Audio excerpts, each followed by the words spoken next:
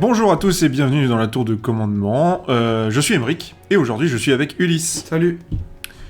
On est là aujourd'hui pour parler d'invasion des machines le jour d'après et pas les commandants mais les autres cartes. Il y en a une petite vingtaine donc on va... 29. Ouais, on va vraiment parler de toutes les cartes une par une, parce qu'elles ont quasiment toutes quelque chose à faire. Voilà, mais avant ça, la page de pub. Et voici venir la phase de pub durant laquelle nous allons vous rappeler d'aller nous suivre sur les différents réseaux sociaux, sur Facebook, sur Twitter et sur Instagram, pour avoir toutes les news, toutes les infos de la tour de commandement, savoir quand est-ce que les vidéos sortent, mais également savoir quand est-ce que nous réalisons les différents lives sur Twitch. Et si jamais vous ne pouvez pas assister au live, vous avez les archives de la tour de commandement pour voir les replays de ces live Twitch. Nous en profitons également pour remercier les tipeurs de la tour de commandement. Sans eux, rien ne serait possible, car ils nous soutiennent financièrement chaque mois ou ponctuellement et nous permettent de continuer à investir dans les différents projets de la tour. Donc un grand merci à eux, et si jamais vous souhaitez les rejoindre, c'est dans la description de la vidéo. On est donc parti pour parler des petites cartes qu'on va avoir dans ce micro-set qui est un petit peu bizarre, et puis à la fin on donnera aussi un avis global sur cette fausse petite extension. Et on attaque avec le blanc. On commence avec l'avant-garde des capes de cuivre. C'est une créature humain et soldat pour un incolore, un blanc. C'est une 2-2. Et donc elle dit que chaque autre humain que vous contrôlez gagne plus 1, plus 0. Et la parade 1, qui fait... elle peut pas être ciblée à moins que l'adversaire ne paye 1. Ouais. Bon, de toute façon, quand on a vu que c'était Ikoria, on le pensait un petit peu, mais ouais, ça va être tribal humain à fond.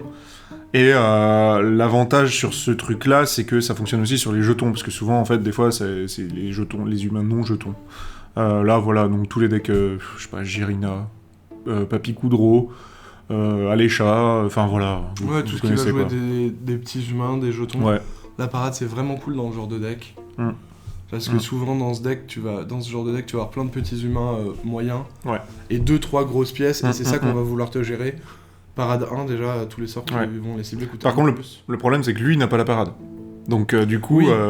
Mais il faut utiliser un sort sur lui avant de pouvoir toucher autre chose. Ouais. Ou alors payer un de plus. Non, c'est sympathique. En tout cas, voilà, c'est encore un lord, donc allez-y, jouez-le, c'est très bien. La carte suivante, c'est Déification. C'est un enchantement qui coûte 1 et 1 blanc. Au moment où la déification arrive sur le champ de bataille, choisissez un type de Planeswalker. Les Planeswalkers du type choisi que vous contrôlez ont défense talismanique. Tant que vous contrôlez une créature, si des blessures infligées à un Planeswalker du type choisi que vous contrôlez devraient faire que tous les marqueurs loyauté sur lui soient retirés à la place, tous ces marqueurs, sauf un, sont retirés. Donc en gros, il va rester à 1 minimum. C'est une seconde vie, quoi.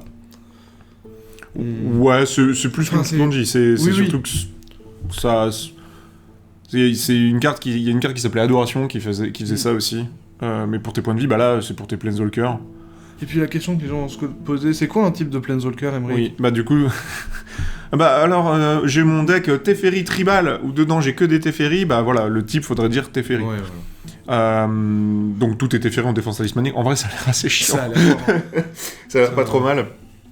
On a remarqué qu'aussi qu'avavec la créature Jeru de Hour of Devastation, du coup, en fait, virtuellement, notre Planeswalker restera toujours à 1. Il pourra pas mourir même s'il reprend des dégâts.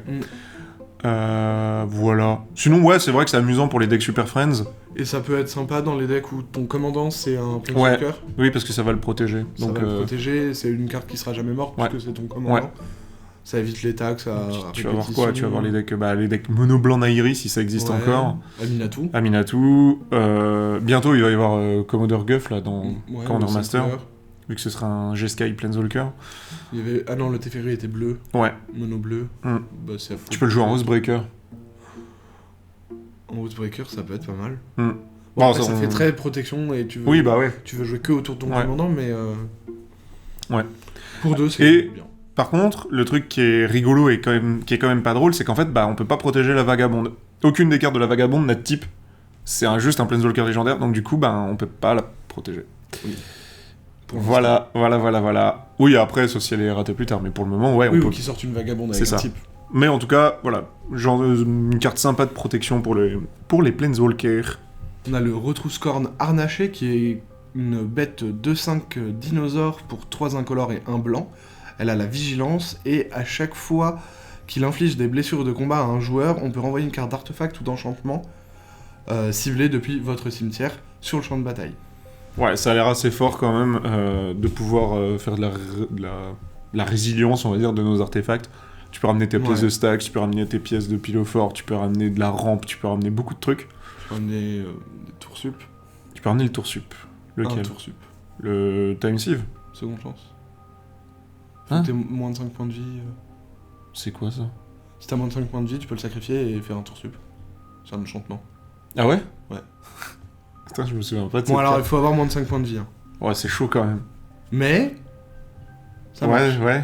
Bon, après, il a pas d'évasion. Et puis, ouais, voilà, c'est ça le problème en fait. C'est que t'as juste une 2-5 vigilance. Donc va falloir travailler un petit peu. Ça peut être genre ton truc de dernier recours dans un deck où tu le joues. Ouais. Et où tu joues Azorius. Ouais, ok, pourquoi pas. Faut le vouloir quand même. Ouais. Mais tu joues Azorius Artefact. Pourquoi tu mettrais pas seconde chance dedans ? Ok, bon bah ouais, ok, pourquoi pas, ouais. Azorius Extra Turns. C'est vraiment... Non, c'est... Pour jouer Extra Turn avec que ça, faut les avoir, 5 points de vie. Ouais. Mais bon, tu joues Azorius avec ça, pourquoi tu mets pas seconde chance ? Ouais. Mais en tout cas, voilà, si vous pouvez... Ça ramène plein d'artos, ça ramène plein de trucs. Dans tes chars, ça peut être sympa. Double init piète là-dessus, tu ramènes 2 trucs à chaque fois. Ça peut être pas mal. La carte suivante, c'est la Réformatrice de la Métropole. C'est une créature ange éclair 2-3 pour 2 et un blanc. Elle a vol vigilance. Vous avez la défense talismanique. Et à chaque fois que la Réformatrice de la Métropole subit des blessures, vous gagnez autant de points de vie. C'est bien. Bah c'est pas mal, hein. Ouais. Moi j'aime bien, parce que ça coûte pas trop cher. Ouais, ça coûte que 3. C'est pour 3, t'as la défense talismanique. Sur un truc qui a vol vigilance. Ouais. Qui a un mauvais... Enfin, pas un lien de vie, mais un lien de vie un peu inversé. Ouais, quand elle prend des dégâts, tu vas gagner des points de vie. Ouais. Tu peux la jouer avec Paria. Ouais. Tu peux la jouer avec le bouclier du Paria ou Paria, tu l'enchantes, et si tu la joues... Voilà, si tu rends indestructible, bah, tant qu'elle est vivante, tu peux pas mourir. C'est ça. Parce que les dégâts que tu prends, en fait, tu les gagnes. Ouais. Tu peux toi-même lui infliger les dégâts. Oui. Oh, Fire Song et Sunspeaker. Blablabla. C'est rigolo, c'est rigolo. 2-3 vol vigilance pour 3 et qui te donne défense talismanique. À toi, pas à tes permanents. Oui. Ouais, mais c'est pas grave, tu vois. Si tu joues ça dans Shalai, par exemple, c'est fort. Parce que du coup... Si tu joues ça dans Shalai, c'est bien. Ouais, donc oui. Ah oui, et aussi, c'est un ange et un clair, donc vous pouvez les jouer dans les decks tribaux, c'est ok. Oui. C'est surtout là que ça sera joué. Surtout. Ouais. Ou alors un deck très particulier. Ou un petit deck à Hitbear à la con, juste t'as pas envie qu'on te casse trop les bonbons, tu joues ça, t'as besoin d'un peu de points de vie, ça semble pas déconnant. Ouais. Sympa. Non, cool. La carte suivante, c'est la Rupture d'étincelle, un enchantement qui coûte 2 incolores et 1 blanc. Et il dit que quand il arrive sur le champ de bataille, tu pioches une carte, déjà. Et ensuite, chaque Planeswalker avec au moins un marqueur loyauté sur lui perd toute cette capacité et devient une créature avec une force et une endurance, chacune égale au nombre de marqueurs loyauté qu'il y a sur lui. Ouais. Donc, bon, ça ETB, tu pioches une carte et après, ça freeze les Planeswalkers, ça devient des bêtes. Ça fait des animations de Planeswalkers. Ouais, ça anime les Planeswalkers, c'est ça. Sauf que du coup, par contre, ils perdent toute leur capacité de loyauté. Donc, ouais, ça peut être bien. Ça va être quoi ? Tu peux jouer ça en quoi ? En stacks, clairement. Aminatou, hein, c'est un finisher. Ouais. Enfin, les decks Super Friends, en fait. Oui, voilà, dans les decks Super... Alors, dans les decks Super... Il y a 2 cas. Effectivement, ça va être soit vous jouez dans une méta où il y a beaucoup de decks Super Friends et vous en avez un peu marre que les tours prennent trop longtemps, vous jouez ça. Comme ça, du coup, effectivement, la carte... ça va shut down les armes en face, ils vont se retrouver juste avec des créatures. Ou alors, et c'est vrai que ça, nous... Vanilla. Ouais, ça va faire des créatures à la vanille, parce qu'elles n'ont pas d'effet. Et nous, c'est vrai qu'en fait, en réfléchissant à la carte, on s'est dit, mais en fait... je joue un deck Aminatou Super Friends, et c'est vrai que souvent, en fait, au bout d'un moment, t'as tellement genre, t'as 5 emblèmes, c'est rompiche, tu galères à trouver ta wincon, et là en fait tu joues ça, et du coup ça te fait un board, et en plus vu que c'est un genre de deck où tu vas jouer des Vras à plus savoir qu'en foutre, parce que toi tu t'en fous, t'as pas de créatures, à un moment tu fais, maintenant j'ai des créatures, et tu peux attaquer avec. Alors, tu peux pas... Enfin, je vois peu de cas où tu peux instant kill une table entière, ou alors mais par contre... énormément de marqueurs loyauté sur les bêtes. C'est ça. Et comme elles sont vanilla, elles ont 0 évasion aussi. Ouais. Mais par contre, en vrai, effectivement, c'est amusant, quoi. Et le truc, c'est que même si après tu rejoues un Planeswalker, on s'en fout, ce sera une créature. Oui. Donc, c'est tous les Planeswalkers qui ont un ou plus de marqueurs. Ouais. Ça enlève pas les emblèmes qui sont déjà présents. La carte est intéressante. Après, sinon, ça reste un enchantement, et il y a un ETB pioche une carte. Donc, à vous de faire ça. Oui, il y a ça aussi. Hein. Si vous avez envie de mettre ça en enchantress, moi je trouve que c'est pas déconnant non plus. Voilà. Mais en limité, tu la joues pas pour piocher. Tu peux pas la jouer en limité. Aftermath, ça se joue pas en limité. S'il y avait un limité, juste pour piocher. Ah si, tu pourrais, oui. Clairement. On va passer maintenant au bleu, et on attaque avec la première carte qui est Filtration. C'est un éphémère qui coûte 1 et 2 mana bleus. Renvoyer tous les permanents non-créatures, non-terrain dans les mains de leurs propriétaires. Ouais. C'est solide. Hein. C'est fort, et en même temps c'est particulier. Ouais. Parce que non-créature, ça gère pas toute la table. Ouais. Pour moi, c'est un peu plus fort dans une méta où tu vas jouer beaucoup d'artefacts, d'enchantements. Genre une méta assez haut niveau où tu joues quelques bêtes qui vont être des réducteurs de coups ou de la stacks. Tu peux ça, ou alors tu joues ça parce que tu joues Storm et que t'as besoin de refaire ta main, tu reprends tous tes artefacts en main. Si tu joues Storm artefact, c'est vraiment dans fort. Genre Joyra. Dans Joyra, c'est vraiment bien. Filtration, tu remontes tout, ça te fait... c'est comme le sort de Kaladesh. Tu sais, tu remontes tout en main, tu repioches une carte pour chaque truc que t'as remonté en main. Bah voilà, là ça fait pareil, ça t'en met un deuxième. Ou alors justement, ça peut te protéger. Ou ça peut aider de partir s'il y a un gars qui est trop stacks à la table. Tu vois, ce genre de choses. Quoi. Ouais, mais faut qu'il joue... Ouais, vraiment stack, c'est pas trop pile fort, pas trop avec des bêtes. Je pense que c'est plus fort dans les decks, comme tu dis, Joyra, où toi t'as envie de rejouer tous tes artefacts à 0, à 1. Ou alors, juste, s'il y a un ou deux trucs qui sont embêtants, il y a un mec qui va avoir une... je dis n'importe quoi, hein. Il y a un gars, il a une simple 10 étouffant de propagande, et toi t'es là, tu joues Ondin, parce qu'il y a un Ondin sur la carte, c'est pour ça que je dis Ondin, et t'as juste envie d'aller attaquer, bah filtration, ça remonte dans ta main, je t'attaque. Et en plus, tu perds tous tes trésors, ou des trucs comme ça, tu vois. Ça gère les trésors. Ça gère les trésors, hein. Ouais. Non, la carte... C'est vrai que pour 3, si tu gères que 2 trucs, ça va. Hein. Ça coûte que 3. Ouais. Et là, tu renvoies tout. Pour 3, tu gères... Dans les mains des propriétaires. 2 ou 3 trucs, ça va. C'est bon. Et oui, mais c'est pour tout le monde. Oui. Je trouve ça vraiment fort, Filtration. Hein. Franchement. Non, c'est vraiment bien. Ah, c'est cool. Carte suivante, c'est un enchantement mépris tolarien. Il coûte 3 incolores et 2 bleus. Et donc, quand il arrive sur le champ de bataille, on met un marqueur rejet sur chaque créature que nos adversaires contrôlent. Et au début de notre étape de fin, pour chaque adversaire, on choisit jusqu'à une créature avec un marqueur rejet, ciblé qu'il contrôle bien sûr, et le propriétaire de cette carte la met au-dessus ou au-dessous de sa bibliothèque. Ouais. Alors, c'est lent, hein. Ouais. C'est vraiment la carte... T'auras plus de board, mais pendant longtemps. Après, l'avantage, c'est que, effectivement, vu que c'est un enchantement, on peut le blinker, on peut le remonter en main, le rejouer si jamais il y a le board qui se redéveloppe. Tu remets juste des marqueurs rejet. Ouais. C'est bizarre. Je trouve ça trop lent. C'est trop lent. Allez, même si tu joues tour 4, bah y a pas assez de bêtes. Donc tu vas le jouer plus tard, mais du coup le temps de virer toutes les bêtes une à une, et puis elle remonte au-dessus ou en dessous de la bibliothèque. Ah non, c'est lui qui choisit. La carte est très très lente. C'est pas une très bonne carte. Évitez-la, voilà. C'est pas... Sauf si vous trouvez une strat très particulière. Ouais. La carte suivante, c'est une réimpression, c'est les terrains d'entraînement. Voilà, donc c'est un enchantement pour un bleu. Les capacités activées des créatures que vous contrôlez coûtent 2 de moins à activer. Cet effet ne peut pas réduire le mana de ce coup à moins d'un mana. C'est super qu'il reprint terrain d'entraînement, on en avait besoin. Une carte qui n'a pas été reprint. Pas été reprint tout court, sauf peut-être en en Master ou dans... Et en tout cas, je sais qu'elle existe en Judge. Oui, mais on la compte pas comme une reprint. Mais on la compte pas comme une reprint. Comme les Masters, c'est pas des vrais reprints, tu vois. Bah si, les Masters 6, c'en est. Vu que c'est un produit que tu peux acheter. Oui, mais c'est plus dur à obtenir. Ouais. Là, c'est dans une édition basique. Ouais, ok. Entre grandes guillemets, même si elle est pas très basique, l'édition. Bon, il n'y a pas grand chose à dire de plus. Hein. Bah non, voilà, c'est une carte qu'on connaît, vous avez besoin de la jouer dans tous les decks qui auront des capacités activées, voilà, Kenrit, ce genre de choses. C'est à côté un peu. En fait, voilà, le truc, c'est que ce qui est bien, c'est que effectivement, c'est une carte qui avait été rééditée que 2 fois, dont une fois où c'est une Judge, donc on s'en fout, et l'autre c'est The List, donc c'est un peu plus compliqué aussi. Donc voilà, très très bonne réimpression, très content de voir ça là. Et en plus, ce qui est rigolo, c'est qu'on peut l'avoir, vous pouvez la toper avec la frame Eldraine, donc, et elle est vraiment jolie. Vraiment très jolie, ouais. La carte suivante, c'est une créature en bleu, la vagabonde vésuvienne, qui coûte 2 incolores et 1 bleu. C'est un change-forme 2/4. Il a le vol. Vous pouvez regarder la carte du dessus de votre bibliothèque à tout moment. Et au début de chaque combat, vous pouvez révéler la carte du dessus de votre bibliothèque. Si vous révélez une créature de cette manière, la vagabonde devient une copie de cette carte jusqu'à la fin du tour, excepté qu'elle ait le vol. Ouais. Bon, c'est un clone encore.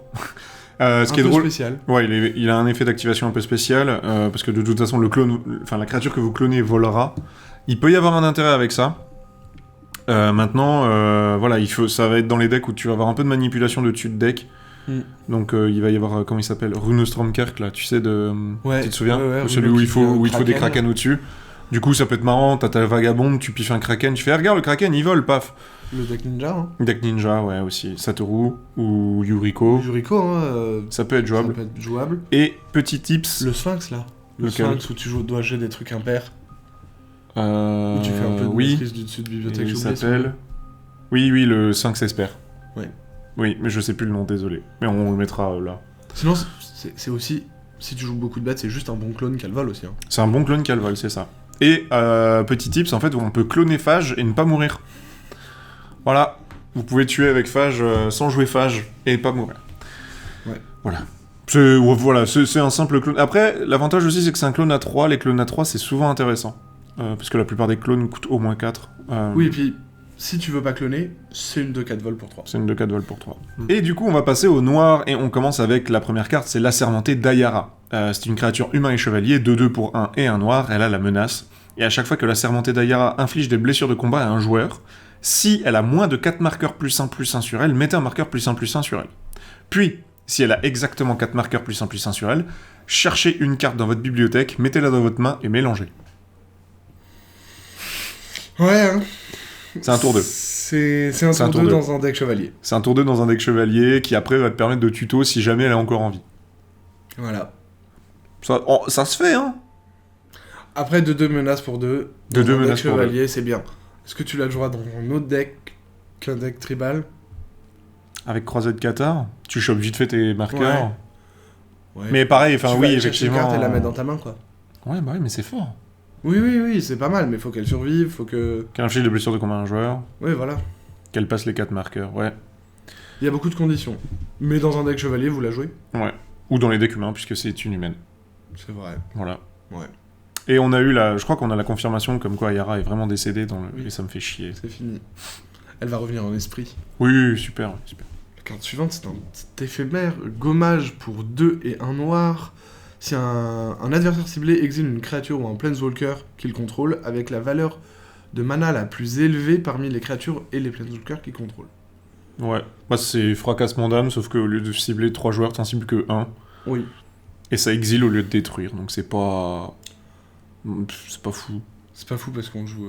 C'est pas fou parce qu'on joue... Nous, on joue Toshiro, c'est pour ça qu'on dit ça. Mais c'est vrai que des fois, il y a des cas de figure où tu préféreras exiler une carte. Moi, ce qui me dérange plus, c'est que c'est la valeur la plus élevée. Ouais, mais bon, exiler une... Ouais, mais pour un de plus, t'as des trucs qui exilent. Un planeswalker ou une créature que tu choisis. Ouais. Manger par... Non, c'est dévoré par Hit by Extinction. Oui. Je sais plus le nom. Oui, c'est pas grave. C'est... Ouais. Après, en Housebreaker, ça se joue, hein. Housebreaker, c'est bien. Puis non, mais sinon, c'est pas un mauvais éphémère. Non, c'est pas un mauvais éphémère. C'est juste qu'en fait, voilà, nous, on a exilé un truc... C'est bien. Ça. C'est juste que nous, vu qu'on a l'habitude de... Enfin, on joue tous les deux Toshiro, donc on a le truc, oui, mais ça exile, ça détruit pas, donc c'est un peu chiant. Ça reste un éphémère pour 3 qui se débarrasse de virtuellement le plus gros problème chez quelqu'un. Ouais, mais on commence. Ah, mais tu peux... Ouais, mais forcément ça. Bah si, tu peux exiler un Ulamog. Oui, par exemple, tu peux exiler un gros Eldrazi, tu vois. C'est vrai. Donc en vrai, ça peut se jouer. Il y a des cas de figure où ça pourra se jouer. Tu peux exiler un dieu, tu peux exiler un gros planeswalker. Non, c'est une bonne carte. Faut juste faire gaffe à l'histoire de la valeur de mana, quoi. C'est pas vous qui choisissez. La carte suivante, c'est encore une carte de Kamigawa, enfin qui se passe sur Kamigawa normalement, c'est l'Oni du Ral. C'est une créature démon esprit 5/4 pour 6 et un noir. Elle a le flash. Elle coûte 2 incolores de moins à lancer pour chaque créature qui est morte ce tour-ci. Quand l'Oni du Ral arrive sur le champ de bataille, détruisez toutes les autres créatures qui ont subi des blessures ce tour-ci. Bah c'est bien. Ouais. La réduction de coût est cool. Surtout si t'as... Enfin, c'est pas une 2/2 quoi. Ouais, c'est ça, t'as une 5/4. Hein. Ouais. T'as 3 créatures qui sont mortes, ça coûte déjà plus qu'un. Pour 1, t'as une 5/4. Ouais. La deuxième capa, c'est sympa, mais ça va pas être bien à chaque fois. Ouais. En fait, ça va être bien si tu tues des bêtes en collant des dégâts. Tu fais, je vais coller 1, puis 1, puis 1, puis 1. Puis là, t'as tué quelques bêtes, tu la joues, et ça va tuer les autres. Mais si tu joues un deck où tu vas juste détruiser 6 bêtes, bah tu vas la payer 1, ce qui est très bien, mais t'auras pas le deuxième truc. Ouais. Ça a le flash. Avoir le flash, c'est quand même cool. Hein. Ouais. Tu peux le jouer post-Vras. C'est ça en fait. Post-Vras, c'est vraiment bien. C'est un démon, donc tu peux la jouer dans Be'lakor. Ouais. Post-Vras, t'as une 5-4 pour 1. Alors en fait, le problème, moi, qui m'embête avec la deuxième capa, c'est que y a pas tellement de trucs qui collent des blessures à toutes les créatures, sauf Blasphemous Act. Parce qu'en vrai, on préfère... 2 ou 3. Ouais, mais en vrai, on préfère mettre des -1, enfin des -X, ou détruire tout court. Donc du coup, c'est vrai que l'Oni, sauf si tu commences à jouer avec Peste, Pyrohémia, ce genre de truc, tu sais, où... Dans Mogis. Ouais, dans un deck Mogis, ouais, pourquoi pas. Et au moins, tu perdras pas ton Mogis, quoi. Vu que c'est un dieu. Enfin, vu qu'il est indestructible. Ouais, non, la carte est... C'est marrant, sympa. elle est marrante. C'est sympa. C'est à moi, oui. La carte suivante va ravir tous les gens qui jouent Edgar Markov, puisqu'il s'agit du Baron Markov. C'est une créature vampire et noble, c'est une 2/2 pour 2 et 1 noir. Elle a convocation, lien de vie, les autres vampires que vous contrôlez gagnent +1/+1, et folie pour 2 et 1 noir. Bon bah voilà, hein. Dire, en fait, tu joues ça en vampire tribal. Déjà, c'est une 2/2 pour 3, lien de vie, ça a convocation. Ouais. Dans Markov, tu vas engager 2-3 tokens, c'est bon. Ouais. Elle a un côté gratuite. Tu vois, un côté gratuit, c'est un lord en plus. Ouais. Un lord gratos. Et en fait, tu qui a le lien de vie. Ouais. Et tu peux la jouer avec la folie. Et il y a la folie pour jouer dans Agneux. Agneux, ou même si tu joues Olivia, mais pas la deuxième version d'Olivia. Ouais. Enfin... Tu te défausses de ça. Enfin, c'est vraiment genre la carte, c'est marqué bonjour, je suis un vampire. Mettez-moi dans les decks vampires. Je suis un très bon vampire en Unco. Ouais. En Unco. C'est une Unco, c'est vrai. En rare, ça aurait été moins... Non, en rare, ça joue aussi, on s'en fout, c'est un lord. Oui, tu le joues. Ça aurait moins choqué. Oui. En tout cas, bonne carte. Très bonne carte. Les Charognards d'Urborg, une créature esprit 2/2 pour 2 et 1 noir. À chaque fois que les Charognards d'Urborg arrivent sur le champ de bataille ou attaquent, on exile une carte ciblée depuis un cimetière et on met un marqueur +1/+1 sur lui. Les Charognards d'Urborg, on le vole tant que la carte exilée par eux a le vol. C'est vrai aussi pour l'initiative, la double initiative, le contact mortel, la célérité, la défense talismanique, l'indestructible, le lien de vie, la menace, la portée, le piétinement et la vigilance. Ouais. Ok. Bah du coup, ouais, on a une carte qui est jolie. Enfin, les petits esprits sont trop drôles, et la version alternative de la carte est encore mieux. Sinon, ouais, ça va être une carte d'exil ciblée, donc c'est assez fort. On peut aussi enlever nos propres cartes pour pouvoir choper plus de mots-clés, donc tu peux te retrouver avec un joli faucon du vampire ou quelque chose comme ça. C'est ça. 3-3, vol, lien de vie, contact mortel. Ouais, ça peut être assez amusant. Dans les decks mots-clés, ça peut être bien. Quoi. C'est ça, dans les decks à mots-clés, ça peut être cool, ou alors si vous voulez un petit truc en noir qui peut exiler... Juste cibler, pas faire que du Bojuka-Bug. Pour 3, c'est quand même assez cool. C'est un peu le truc du set. Les cartes sont sympas, sans être cassées, mais elles coûtent pas trop cher. Du coup, c'est cool à chaque fois. C'est ça. On va passer maintenant au rouge, avec le Belliciste de Colagan. C'est une créature ogre et guerrier, 3/2 pour 2 et 1 rouge. Il a la célérité. Et à chaque fois que le Belliciste de Colagan attaque, regardez les 6 cartes du dessus de votre bibliothèque. Vous pouvez révéler une carte de dragon parmi elles et la mettre dans votre main. Mettez le reste au-dessous de votre bibliothèque dans un ordre aléatoire. Bah c'est bien. Ouais. C'est 6 cartes quand il attaque, pas quand il touche. Pour les tribal dragons, quoi. Ouais, voilà, c'est ça. Même si, on commence un peu à en avoir... Ouais, en fait, il y a tellement de trucs en tribal dragon que est-ce que ça va être joué ? Ouais. À la limite, tu peux le mettre dans ceux où t'as une ou deux couleurs, donc t'as l'Atlas, il y a Klaus, et après ça va être tout, parce que genre dans Mirim, t'as pas envie de jouer ça. Non. Le dragon, t'as peut-être pas non plus envie, donc... Oui, tu vas jouer dans les tribal dragons où il y a assez de couleurs, ça. Les un peu plus sympas. Ouais. Sinon, c'est pas une mauvaise carte, 3 de célérité quand elle attaque, voilà. Vous pouvez la jouer dans le nouveau Sarkhan aussi, dont on avait parlé dans l'autre vidéo. Hop. Attends, une seconde. Vas-y. Hop. L'utilisation téméraire, un rituel pour 1 et 1 rouge qui dit « Cherchez dans votre bibliothèque une carte d'artefact, révélez-la, mettez-la dans votre main, mélangez, puis défaussez-vous d'une carte au hasard. Si une carte d'artefact a été défaussée de cette manière, l'utilisation téméraire inflige 2 à chaque adversaire. » Bah c'est Gamble pour 2, donc vas-y hein. C'est Gamble pour 2, et si tu... Pour de l'artefact. Pour de l'artefact, et si tu perds ce que t'es allé chercher, au moins tu colles 2. Ouais, mais en fait, vu que tu vas être rouge et artefact, tu vas vouloir jouer Dareti. Donc en vrai... Tu vas jouer tellement de trucs qui vont ramener des artos. Ouais, en vrai... Des fois t'as même envie que ça parte au cimetière. Ouais. Non, c'est excellent. C'est une bonne carte. Excellent, un tuto en plus pour les decks Arthos. Le seul point noir c'est rituel, waouh. Ouais, mais oui, non, on l'apprend. On va passer au vert parce que c'est tout, il y avait que 2 cartes rouges. Du coup, le vert. La première carte, c'est la puissance de l'animiste. C'est un rituel qui coûte 2 incolores et un vert. Ce sort coûte 2 incolores de moins à lancer s'il cible une créature légendaire que vous contrôlez. Une créature ciblée que vous contrôlez inflige un nombre de blessures égal au double de sa force à une cible, créature ou planeswalker que vous ne contrôlez pas. Bah c'est super bien. Ouais. Dans tous les decks où tu vas jouer un peu Voltron, Ou alors juste les decks où ton commandant a un peu de patate. Hein. Blanca. Ouais, mais t'as 3 ou 4 de force déjà, t'infliges 6 à 8, c'est bien. Ouais. Donc ouais, comme on Pour a dit... Ouais, tous les decks Voltron, donc... moi j'ai dit Blanca, c'est pas vraiment un deck Voltron, mais... Non, mais tu vas jouer Trun, Ayula, ouais. Ayula qui est pas Voltron, mais Ayula est grosse en général. Ayula grossit. Après, les decks où ton commandant ou les créatures légendaires que tu contrôles grossissent, ou sont déjà grosses à la base. C'est ça. Donc ouais, un petit sort de... Et c'est pas un fight, hein, par contre. Mais par contre, on a infligé le double de la force, c'est quand même assez énervé. Et puis, même si tu le fais pas sur une créature légendaire, pour 3, c'est pas non plus super cher. Hein. Ouais. Pour 3, infliger le double, c'est très bien. La carte suivante, c'est un enchantement aura, l'immersion dans la ligne lait. Il coûte 3 incolores et un vert. Il enchante une créature légendaire. Et la créature enchantée a parade 2 et on peut l'engager pour ajouter 5 mana de la combinaison de couleurs de votre choix. Et on peut dépenser ce mana que pour lancer des sorts. Ouais, c'est assez rigolo de pouvoir changer ton mana, ton commandant en dork. En méga dork. Hein. Ouais, en méga dork parce qu'il va te donner 5 mana dans une combinaison que tu veux. Ouais. Ouais, du coup, changer ton commandant en mana dork, c'est quand même assez intéressant. Pour les decks ramp, c'est plutôt cool. Ouais. Ou les decks où... T'as la vigilance en commandant. Ouais. Donc ouais, ça va bien aussi avec Aluren, ça va bien avec le deck Chulane, ça va bien... avec ça va bien avec le nouveau Tivar aussi. Parce que du coup, en gros, tu vas faire 5 mana pour jouer des créatures, et donc du coup, tu vas booster ton Tivar en lui mettant des marqueurs.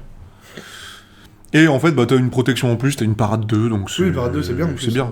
C'est bien. C'est pas la meilleure parade, mais c'est bien quand même. La carte suivante s'appelle Ouvrir la voie, elle coûte X et 2 mana verts. X ne peut... C'est un rituel, si je l'ai pas déjà dit. X ne peut pas être supérieur au nombre de joueurs dans la partie. Révélez les cartes du dessus de votre bibliothèque jusqu'à ce que vous révéliez X terrain. Mettez ces cartes de terrain sur le champ de bataille engagé et le reste au-dessous de votre bibliothèque dans un ordre aléatoire. Ça prend tous les terrains. Ouais. Tous les types. Donc ça c'est bien. En multi, c'est 4 ou moins. Ça peut pas être au-dessus de 4, ouais. Ouais, donc oui, c'est ça, 4 ou moins. On voit pourquoi. Parce qu'avec Mana Infini, tu vas chercher tous tes terrains. Oui, non, mais oui. Mais du coup, c'est... Ça va être utile dans les decks où t'as besoin d'aller chercher des terrains particuliers. Bah, même pas, en fait, parce que du coup, En fait, le problème... Son principal avantage, c'est que ça prend tous les terrains. Mais son inconvénient, c'est que ça prend aussi tous les terrains. En fait, tu choisis pas, c'est les cartes du dessus. Tu vas cascader des terrains, en gros. Oui, alors... Pas dans des decks où tu vas aller chercher des terrains particuliers. Dans des decks où t'as beaucoup de terrains qui sont pas de base, qui sont souvent plus durs à aller chercher. C'est ça que je voulais dire. D'accord. Ouais, donc en landfall, machin. Oui, dans les decks touche-terre, dans les decks ramp. Voilà. Et oui, on peut pas mettre au-dessus de 4. Bon. Après, pour 6 mana, chercher 4 terrains... Enfin, avoir 4 fois les triggers de ton landfall, ça reste quand même assez honnête. Oui. Donc ouais, non, elle est cool. On a la Crétéchine Tranquille, une créature dinosaure pour 2 et 1 vert, qui est une 3-3. Quand elle arrive sur le champ de bataille, vous pouvez payer un vert jusqu'à 3 fois. Quand vous payez ce coût au moins une fois, vous choisissez 1 jusqu'à autant de fois où vous avez payé. Sur les 3 capacités suivantes, qui sont détruire une cible, artefact ou enchantement, exiler le cimetière d'un joueur ou gagner 4 points de vie. Ouais. Bah du coup c'est fort, hein, parce que on aime bien quand c'est versatile, là c'est quand même ultra versatile. C'est versatile et t'as le choix. D'en faire 1, 2 ou 3. C'est ça. Et c'est un dinosaure. Donc les joueurs dinosaures, ils sont contents. Là, ils ont 2 dinosaures. Ils ont des dinosaures. Pour 5, jouer une 3-3 qui détruit un enchantement et qui exile un cimetière, c'est bien. C'est bien, hein. Ouais. Bon, les 4 points de vie, on s'en fout un petit peu. On va pas... Ça peut être utile une fois de temps en temps, quoi. On va pas se mentir, on s'en fout un petit peu. La carte suivante, c'est le bouleversement de la cité reine. C'est un rituel qui coûte 1 mana incolore et 2 mana vert. Il a maquis, donc répartissez X marqueurs +1/+1 parmi n'importe quel nombre de créatures ciblées que vous contrôlez. X étant le nombre de cartes de créatures dans votre cimetière au moment où vous lancez ce sort. Les créatures que vous contrôlez acquièrent la vigilance jusqu'à la fin du tour. Ah, c'est bien. Ouais. Ça peut mettre beaucoup de marqueurs pour 3 mana. Ouais. ça peut en mettre pas du tout. Ouais, ça peut aussi pas en mettre du tout. Ça peut être un gros flop. Enfin, tu le sais à l'avance, donc ça va. Vigilance, c'est bien en vert, même si on a déjà de la vigilance, mais donner vigilance... Ouais, mais donner vigilance à toutes les bêtes en vert, c'est pas commun. Oui. Tu vois. Faut pas non plus compter trop dessus. C'est un bon sort dans les jeux marqueurs où tu risques d'avoir des bêtes au cimetière. Oui. Dans un bon deck elf, par exemple, je pense que ça peut se faire. Un bon deck elf. Il y a des decks un peu automeule cimetière. Oui, il y en a. Oui, automeule, ouais. Ouais, automeule, ouais. Ça peut se faire. C'est en fin de partie, c'est bien, quoi. Ouais. Après une race. On passe aux cartes multicolores avec la rénovation du campus, qui est un rituel pour 3 incolores, un rouge et un blanc. Ouais. Et il nous dit qu'on peut renvoyer jusqu'à une carte d'artefact ou d'enchantement ciblée depuis notre cimetière sur le champ de bataille. On exile les 2 cartes du dessus de notre bibliothèque, et jusqu'à la fin de votre prochain tour, vous pouvez jouer ces cartes. Ouais, donc du coup, t'as à la fois un sort de réanimation ciblé pour enchantement ou artefact, et de la Impulse Draw sur une seule carte, c'est quand même plutôt bien. Ouais, de la Impulse Draw jusqu'à votre prochain tour en plus. Donc les vraies cartes d'Impulse Draw, pas celles qui disent que jusqu'à la fin du tour, donc c'est ok. Après, c'est peut-être un peu cher. En fait, c'est bien qu'on ait les deux, mais est-ce qu'on avait besoin d'avoir les deux sur la même carte, tu vois? C'est 5. Je trouve que pour 5, c'est bien. Hein. Ouais. Je sais pas. Après, ouais, tu joues un peu plus Boros que moi, donc toi tu sais que, à mon avis, c'est le genre de carte dont t'as besoin, quoi. C'est une carte de Strixhaven. Ouais. Dans Strixhaven, il y avait très ce truc, on va rejouer des sorts du cimetière en Boros, avec Intorius et tout. Et ça se joue bien. Non, oui, Alors, oui. faut avoir des setups autour pour faire soit des trésors, soit des petits Eldrazi qui donnent du mana et tout. Mais ça se joue bien, et le fait que ça soit jusqu'à la fin du prochain tour... Ouais, c'est intéressant. Ça, c'est cool, parce que c'est vraiment... Pour ce tour-ci, je vais ramener un truc, et je vais exiler les 2 cartes dessus, et pour mon tour prochain, j'aurai autre chose déjà à jouer. Je me suis un peu épuisé et tout. Donc c'est pas si mauvais. Ok. Bon, bah, jouez là. Voilà. La carte suivante, c'est la Renaissance Cosmique. C'est un éphémère qui coûte un incolore, un vert et un blanc. Choisissez une carte de permanence ciblée dans votre cimetière. Si elle a une valeur de mana inférieure ou égale à 3, vous pouvez la mettre sur le champ de bataille. Si vous ne la mettez pas sur le champ de bataille, mettez-la dans votre main, vous gagnez 3 points de vie. Bah c'est bien, c'est un éphémère de... Sévine, réclamation de Sévine. Ouais, c'est ça. C'est même mieux parce que du coup t'as le choix. En fait c'est ça, ce que j'aime bien c'est 3 ou moins, mais si c'est plus, c'est pas que tu peux pas le prendre. Ouais, c'est ça. Juste, tu vas juste le mettre dans ta main. Ce qui des fois peut être utile pour récupérer un gros truc. Ouais.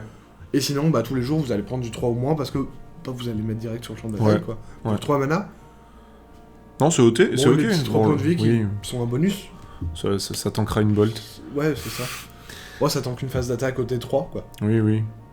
Voilà, puis si jamais t'es vraiment désespéré, tu peux récupérer un fetch. Bah, il y a des decks où c'est pas si mauvais. Ouais. Il y a des decks où récupérer un fetch, c'est pas mauvais. Ouais. Non, mais après, voilà, la carte va clairement dans les decks... ça va aller dans les decks Enchantress, je pense, plus qu'autre chose. Enchantress, c'est bien. Tu peux récupérer une de tes cartes d'Enchantress qui t'a fait piocher, qu'ils ont galéré à t'enlever, tu peux... Enfin, voilà. Ou un enchantement. Ouais. La carte est très très sympa. Ouais. On a le Festin des Morts Victorieux, qui est un enchantement pour un blanc et un noir. Au début de votre étape de fin, si au moins une créature est morte ce tour-ci, vous gagnez autant de points de vie et vous répartissez autant de marqueurs +1/+1 sur les créatures que vous contrôlez. Ouais. Alors, c'est une carte où il y a marqué Aristo un petit peu dessus quand même. Bon hein. À peine. Ouais, à peine. Mais Aristo dans un sens où, en fait, à la limite, les marqueurs, on s'en fout. Si tu joues dans Aristo, on s'en fout. Bonus. Ouais. Mais entre Vito, la prêtresse du fléau maraude, le gain de vie par tour que tu peux faire, ça va être assez ridicule. Il faut que tu puisses tenir le tour. Avec ça en jeu encore, parce que ça c'est typiquement le genre de carte où on va essayer de te la faire sauter à la fin de tour avant que ça se trigger, quoi. Oui. Mais c'est juste un enchantement qui coûte 2. Hein.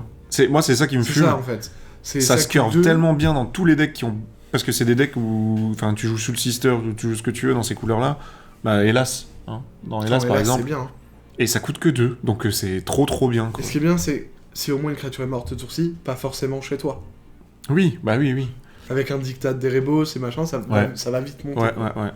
Non, la carte est super. Elle est vraiment bien, la carte, ouais. La carte suivante, c'est le Mécanoptérix forgé d'or, créature artefact, dinosaure et mécanoptère. Ok, pourquoi pas, parce que pourquoi pas. Hein. On a fait un gros dino. C'est une 1-3, une 1-3 pour un blanc et un bleu, pardon. Elle a le vol, elle a le lien de vie, et chaque permanent légendaire que vous contrôlez a parade 2. Voilà. Parade 2 pour tous les permanents légendaires, bah... Les Planeswalkers. Oui, les Planeswalkers, les decks légendaires. Ouais. Ah bah c'est quoi, c'est les decks Raph avec Raph Capachen là. Oui, il y a un deck où les mecs ils jouaient beaucoup de cartes légendaires. Comment il s'appelle, Ezika? Oh, ouais, oui. Enfin, tous les decks légendaires, machin. Ou alors, un deck un peu Arthos, où t'as envie de protéger ton commandant. Oui, aussi, Parade 2, bah c'est bien. C'est vrai. Surtout que dans les decks Arthos, genre Breillar, tu vas jouer quelques créatures légendaires aussi qui jouent avec les artefacts. Les commandants des autres decks, quoi. Sinon, vous le jouez dans Atraxa. Parce que Atraxa, elle avait besoin d'avoir Parade 2 en plus, je pense. Oui, bah oui. Non, enfin, ça coûte 2, quoi. Ouais. Ça coûte 2 et ça a 3 d'endurance. Ouais. Ça bloque toutes les 2 du monde. Non, c'est une carte sympa. C'est une bonne carte. On a les Funérailles Royales des Kenrith, qui est un enchantement légendaire pour 2, un blanc, un noir. Quand les Funérailles Royales des Kenrith arrivent sur le champ de bataille, exilez jusqu'à 2 cartes de créatures légendaires ciblées de votre cimetière, vous piochez X cartes, vous perdez X points de vie, X étant la valeur la plus élevée parmi les cartes exilées de cette manière. Et les sorts légendaires que vous lancez coûtent 1 de moins à lancer pour chaque carte exilée par les Funérailles Royales de Kenrith. Des Kenrith, pardon. Ouais, bah RIP, Solong, la famille Kenrith. Ouais. Bon, c'est pas plus mal. C'est une carte qui a un ETB qui est quand même intéressant. Maintenant, tu vas être très limité, parce que du coup, t'es obligé de mettre ça, de caler ça dans des decks légendaires. Donc t'as quoi, il y a Abzan Légende, Mardu Légende, ou Ratadrabik. Voilà. C'est les 3 qui me viennent en tête. Peut-être qu'on en oublie, mais... Ezika, c'est 5 couleurs légendaires. Oui, mais ça rentre moyen dedans. Oui. Après, voilà, quoique dans Ezika, exiler 2 trucs pour que toutes tes légendes coûtent 2 de moins, c'est pas si mauvais. Hein. Ouais. En tout cas, voilà, la carte, elle est ok, mais sans plus. Je pense quand même que dans les decks où on va la jouer, elle aura un bon intérêt. C'est ça. Notamment, que ce soit le mardi ou l'autre, t'enlèves... imagine, tu sacrifies, je sais pas, t'exiles Piru, tu vas piocher 7. Voilà. Tu vas piocher 7, et puis toutes les légendes vont coûter 2 de moins. Non, c'est ok. Dans les decks où ça va être joué, ça va être bon, sinon c'est pas une super... Et puis c'est un enchantement, donc ça se blink. Si tu peux le blinker, tu peux le répéter, donc c'est intéressant. Ouais. Un peu intéressant. La carte suivante, c'est la détermination de Nairi. C'est encore un enchantement qui coûte 3, un rouge et un blanc. Les créatures que vous contrôlez gagnent +1/+0 et ont la célérité. Au début de votre étape de fin, exilez n'importe quel nombre d'artefacts et ou de créatures non jetons que vous contrôlez. Renvoyez ces créatures sur le champ de bataille sous le contrôle de leur propriétaire au début de votre prochain entretien. C'est pas mal, hein. C'est bien. Moi j'aime bien. Ça coûte cher. Ouais, mais j'aime bien. Mais c'est bien. C'est un boost, ça protège toutes tes créatures. En fait, un bon setup. Ouais. Et moi, je vois quelqu'un jouer ça, je lui gère tout de suite. Et là, il a investi 5 Non, mais t'essayes de gérer, en fait. C'est ça le problème aussi. Oui, bien sûr. Si t'as rien... Si t'as rien, c'est... Mais comme beaucoup de cartes, si t'as rien, c'est super fort. Ouais. C'est un enchantement, ça se blink pour protéger. +1/+0 célérité. Ça, c'est bien. Ouais. Le deuxième effet te protège des brasses. Dans les jeux où Boros, où tu vas faire des tokens avec l'arrivée de tes créatures. Purphoros. Par exemple. Après, Purphoros, c'est mono rouge. Ouais, mais tu mets détermination de Nairi à 100... En fait, non, on dit... Non, mais non, on s'en fout, en fait, les jetons, on s'en fout de ça. Mais ouais, dans un deck Boros Swarm, quoi. Ouais. Tu vois. Ouais. C'est pas mal. Ouais. Détermination de Nairi pour Harmonicus et les Schnord. Duckside. Bah, t'as gagné. Enfin, non, mais... T'as pas gagné, mais t'es bien, quoi. T'as pas gagné, mais t'as presque mana infini, quoi. Ouais. C'est pas mal, hein. Ouais. Non, un rituel, reconstruire la cité qui coûte 3 incolores, un noir, un rouge, un vert. Choisissez un terrain ciblé, créez 3 jetons qui en aient une copie, excepté que ce sont des 3/3 en plus de leurs autres types, et qu'elles ont la vigilance et la menace. Et ils sont affectés par le mal d'invocation. Oui, bien sûr, ils ont pas la... Ouais. Du coup, ce qui est bien, c'est que t'es en Jund, du coup tu peux faire 3 copies de Coffre de la Coterie, parce que c'est pas légendaire. Tu peux faire 3 copies de Valakut, parce que c'est pas légendaire. C'est vrai. Tu peux faire 4 Chants des Morts. Enfin, 3 copies de Chants des Morts, parce que c'est pas légendaire. C'est fort, hein. Et puis c'est pas comme si Jund de terrain, genre Lord Windgrace. Ouais, c'est ça en fait. C'est que ça coûte cher, mais t'en fous. Dans Jund terrain, tu t'en fous. Ouais. Ça en a rien à Et faire. parce que tu vas le jouer nulle part ailleurs que dans Jund terrain. Dans Jund Korvold. Ah oui, bah oui, aussi tu peux, ouais. Tu peux carrément. Après, tu peux les sacrifier, t'en fous, machin. La carte est très très drôle. Ouais. Moi j'ai très envie juste de faire ça, je vais faire 3 copies de Valakut. Bonjour. Je vais fetch, je vais chercher une montagne. Oh Escape Shift. Et on passe à la dernière carte du set, c'est un terrain. C'est les ruines de Dranit, c'est un terrain incolore, donc on l'ajoute et on peut créer un incolore. Et pour 2, on l'engage, mettez 2 marqueurs +1/+1 sur une créature non humain ciblée qui est arrivée sur le champ de bataille ce tour-ci. C'est un bon terrain incolore. Ouais. Les marqueurs, 2 marqueurs pour 2, c'est bien. Ouais. La seule petite restriction qui est pénible, c'est pas le non-humain, c'est le arrivé ce tour-ci. Ouais, voilà, c'est ça, faut que ce soit arrivé, donc non-humain, c'est pas grave. Arrivé ce tour-ci, ouais. Aïe. Bah, sauf si tu blink, mais sinon, effectivement, ça veut dire que du coup, tu peux pas booster à répétition la même bête. Ouais. Et en gros, virtuellement, tu payes 3 mana de plus pour la rendre plus forte. En plus. Ouais. Maintenant, entre l'Ozolite, ouais, le nouvel Ozolite, Moi, je Ardent vois un Scales, truc avec Ozolite le et Kami. Blink, Ouais. où tu vas mettre dessus et hop, je blink, et tu vas mettre plein de Ah, marqueurs toi, tu sur parles du Ozolite. premier. Oui. Moi, je te parle du deuxième, où du coup, en fait, bah, ce que t'as mis... Enfin, en gros, tu vas en mettre 2, mais en fait, tu vas en mettre 3, tu vois. Oui. C'était déjà Oui, un peu plus intéressant. avec quoi. les je mets plus de marqueurs, c'est aussi Ouais. très bien, tu vois. Ouais. C'est... Vous jouez marqueur dans un deck où il n'y a pas trop d'humains, faut la jouer, parce que au pire, quand on a trop de mana en fin de partie, C'est toujours ça. bah, ça fait une bête un peu Ouais, c'est plus toujours forte. ça. Moi, j'ai essayé peut-être dans le deck ours. Ça peut être bien dans le deck course. Hein. Mm. Quand t'as un peu trop de mana... En réponse au trigger d'Ayula, en fait, je peux avoir les 2 triggers possibles, donc je peux mettre 2 marqueurs et me battre. Ouais. Ou mettre 4 marqueurs. Et vu que mes ours, ils coûtent 2. Oui, ça, c'est pas très grave de Ouais. payer 3 de plus. Enfin, virtuellement 3 de plus. Non, c'est pas mauvais. Ouais. On en arrive donc à la fin de cette petite édition qui contient que 50 cartes, qui était donc le jour d'après. C'est la première fois que Wizard fait un truc comme ça. Il y a eu des sets plus petits, notamment un From the Vault ou un truc comme ça, c'était plus petit. On avait les sets, quand il y avait 3 sets, on en avait qui étaient un peu plus petits. Ouais, que mais les pas autres, à ce point-là. pas à ce point-là. Et ils étaient draftables. Oui, ils étaient draftables. Parce que là, oui, c'est un set, en fait, on n'en a pas parlé, mais c'est effectivement un set où il n'y a que 50 cartes, que c'est vendu en booster de 5 cartes, qu'ils appellent des boosters épilogues. Bon, c'est pas le produit de l'année, on va pas se mentir. Maintenant, entre les créatures légendaires qui sont pour la grosse majorité intéressantes et les cartes qu'on a vues là qui ont aussi une place quasiment partout. Au final, ouais, toutes les cartes, on se dit, soit elles sont bonnes, soit elles sont bonnes quelque part. C'est ça, sauf à 1 ou 2 cartes près. Sauf la bleue, là. Ouais, il y a vraiment celle-là qui la bleue à est vraiment 5, pas bien. mais ça en est une, quoi. Le reste, elles sont pas mal. Ouais. Donc, c'est pas horrible. C'est ça. Je pense que on a des cartes qui sont unco et qui sont quand même d'une qualité qui est pas mal, genre l'enchantement Orzhov ou le Markov, hein. le Lord Vampire, le Lord Humain, le truc en bleu qui renvoie tout, ouais. Le truc en rouge qui te fait Gamble Artefact. Ouais, non. C'est vraiment... il y a des bonnes cartes dans toutes les couleurs. C'est limite dommage que ça soit pas draftable en faisant un booster bizarre avec les autres, avec la première extension, quoi. Ouais, mais en tout cas, c'est la première et j'espère que ce sera la dernière fois qu'ils font ça, parce que c'est... Enfin, honnêtement, là, au moment où on tourne la vidéo, le produit vient de sortir, et du coup, j'ai chopé... j'ai pris quelques boosters pour voir ce que c'était, et en fait, c'est pas ouf, hein. T'as souvent les mêmes cartes, comme le 7 et le Ouais, et en fait, tu sais qu'il y a que 50 cartes, mais t'es quand même déçu. Tu vois, enfin... Moi, j'en ai pas acheté encore. Je sais pas, c'est... Mais bon, bref. En tout cas, les commandants sont quand même intéressants, donc bon, pour ça, il y a le... Après, qu'ils fassent des éditions plus petites, moi, ça m'irait aussi. Ouais, mais là, pas forcément 50. Mais là, t'es sur 50 cartes, quoi. Mais donc, un peu plus petites, mais avec des boosters draftables, déjà. Ouais. Ça, c'est vraiment dommage. C'est le point noir du truc.